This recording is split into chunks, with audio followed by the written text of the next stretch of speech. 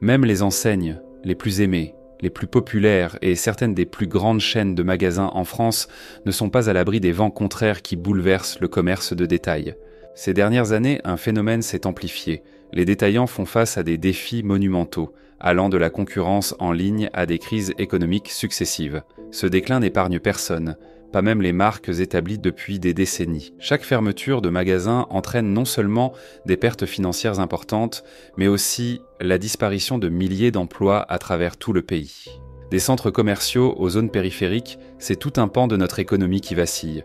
Nous voyons nos commerces locaux préférés fermer leurs portes à jamais à un rythme alarmant. Personne ne peut dire avec certitude si notre prochaine visite dans un magasin emblématique sera la dernière. Voilà pourquoi dans cette vidéo, nous passons en revue 25 chaînes de magasins françaises qui risquent de disparaître dans un avenir proche. N'oubliez pas de liker cette vidéo et de vous abonner à notre chaîne pour rester informé des actualités sur l'économie et le commerce de détail. Numéro 1, Jiffy, un modèle qui s'essouffle. Fondé en 1981, Jiffy s'est imposé comme le roi des petits prix en France, avec son célèbre slogan « Des idées de génie ». Ces magasins, regorgeant d'articles de décoration, d'ameublement et de gadgets en tout genre, ont connu un succès fulgurant dans les années 2000. Mais ces dernières années, la concurrence féroce d'acteurs comme Action, B et M, et même Amazon pose problème. Le modèle de Jiffy, basé sur des volumes élevés et des prix très bas, devient de plus en plus difficile à maintenir. Entre la hausse des coûts de transport, l'inflation et une saturation du marché, Jiffy a dû fermer plusieurs magasins. En 2023, la chaîne a annoncé un ralentissement dans l'ouverture de nouveaux points de vente, signe que son expansion est en pause. Certains analystes craignent même des fermetures massives si la tendance ne s'inverse pas rapidement. Numéro 2, la Halle. Une descente aux enfers lente mais constante. Connue pour ses vêtements et chaussures à prix abordables, la Halle a été pendant des décennies une destination incontournable pour les Français. Cependant, depuis 2015, l'enseigne est sur une pente descendante. Face à la concurrence de marques comme Kiabi, Primark et des boutiques en ligne, la Halle n'a pas su moderniser son image ni s'adapter aux attentes des consommateurs. En 2020, la crise sanitaire a été un coup de grâce pour de nombreux points de vente. Après une mise en redressement judiciaire, l'entreprise a fermé environ 350 magasins. Aujourd'hui, malgré des efforts pour se relancer, les experts estiment que la marque reste en grand danger. Numéro 3, Fnac Darty, une institution fragilisée. La Fnac et Darty, géants des produits culturels et électroniques, sont des institutions en France. Mais comme beaucoup d'autres enseignes, ils souffrent de la montée en puissance du commerce en ligne. Les consommateurs préfèrent désormais acheter leurs livres, appareils électroniques et électroménagers sur des plateformes comme Amazon ou Cdiscount à des prix souvent plus compétitifs. Bien que le groupe ait développé ses propres services en ligne, cela ne suffit pas à compenser la baisse de fréquentation des magasins physiques. Avec des coûts de fonctionnement élevés et une concurrence acharnée, Fnac Darty a déjà annoncé la fermeture de points de vente moins rentables. Numéro 4, Tati, la fin d'un symbole populaire. Dans les années 80 et 90, Tati était une référence pour les familles à petit budget. Avec ses prix imbattables et son iconique sac à carreaux, la chaîne était synonyme d'achat malin. Mais depuis les années 2000, la marque n'a pas su se réinventer. Placée en redressement judiciaire en 2017, une grande partie des magasins Tati a été reprise par le groupe Jiffy. Cependant, le déclin s'est poursuivi et les derniers magasins sous la marque Tati sont aujourd'hui en liquidation. Numéro 5, Go Sport, une marque en grande difficulté. Spécialisée dans les articles de sport, Go Sport est l'une des victimes de l'évolution du commerce de détail. En concurrence avec Decathlon, qui domine largement le marché, ainsi qu'avec les ventes en ligne, Go Sport peine à trouver sa place. En 2023, le groupe a été placé en redressement judiciaire. Malgré des efforts pour restructurer ses activités,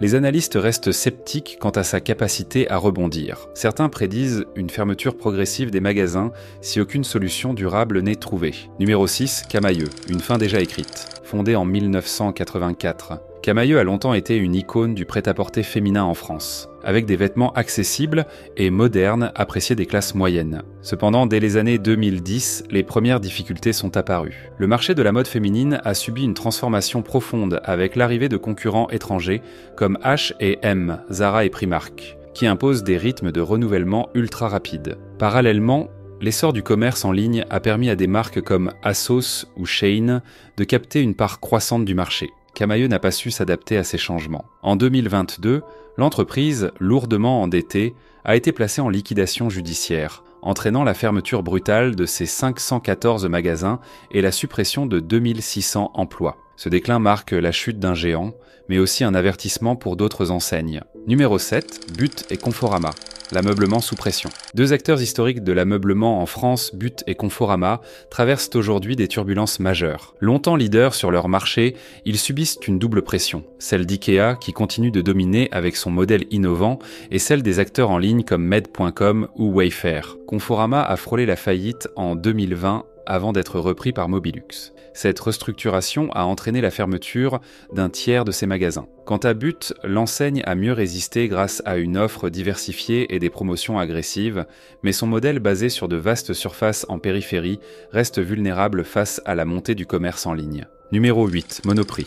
La difficulté de rester compétitif. Monoprix, emblème du commerce de proximité urbain, séduit depuis des années une clientèle citadine et aisée grâce à ses rayons alimentaires, ses vêtements et ses produits de beauté. Mais cette image haut de gamme a un revers, des prix souvent jugés trop élevés. Dans un contexte de baisse du pouvoir d'achat, les enseignes discount comme Lidl et Aldi captent de plus en plus de clients. La hausse des loyers en centre-ville pèse également lourdement sur la rentabilité. Malgré ses efforts pour développer l'e-commerce et proposer des services premium, Monoprix pourrait être contrainte de réduire son réseau dans les années à venir. Numéro 9, Boulanger, l'électroménager sous pression. Fondé en 1954, Boulanger a traversé les décennies en s'adaptant aux évolutions technologiques. Pourtant, l'enseigne est aujourd'hui confrontée à une concurrence féroce. Des plateformes comme Amazon, Fnac ou Cdiscount offrent des prix souvent plus compétitifs et des délais de livraison imbattables. La crise des semi-conducteurs et l'augmentation des coûts d'importation aggravent la situation. Si Boulanger ne parvient pas à se différencier par des services uniques ou une offre personnalisée, des fermetures de magasins pourraient survenir dans un futur proche. Numéro 10, Sephora. La beauté face à de nouveaux défis. Sephora, référence mondiale dans le domaine des produits de beauté, a été touchée par la pandémie de Covid-19, qui a réduit la demande en maquillage. La concurrence croissante des marques direct-to-consumer, comme Glossier et Fenty Beauty, accentue la pression. Malgré une stratégie omnicanale et un réseau de magasins conséquent, Sephora doit séduire une clientèle plus jeune et connectée pour maintenir sa position. Numéro 11, Maison du Monde, la déco sous tension. Maison du Monde, connue pour ses collections modernes et abordables, a parié sur une expansion internationale coûteuse. La montée des prix des matières premières et la concurrence des enseignes comme Zara Home et H&M Home ont mis à mal ses finances. Pour éviter une crise majeure, l'enseigne devra recentrer ses activités et optimiser sa logistique, tout en innovant pour rester compétitive. Numéro 12, Cultura. Quand la culture doit se réinventer. Spécialiste des loisirs créatifs. Cultura est confronté à la baisse des ventes de livres papier, CD et DVD, en plus de l'essor du numérique. Bien que l'enseigne ait diversifié son offre avec des produits high-tech et des ateliers créatifs, elle reste sous pression face à des mastodontes comme Amazon. Pour survivre, Cultura devra transformer ses espaces en véritables lieux d'expérience, combinant créativité, technologie et culture. Si vous souhaitez une partie 2 avec 12 autres enseignes françaises qui pourraient disparaître prochainement, écrivez partie 2 en commentaire pour me le faire savoir. N'oubliez pas de vous abonner pour ne manquer aucune de mes prochaines vidéos.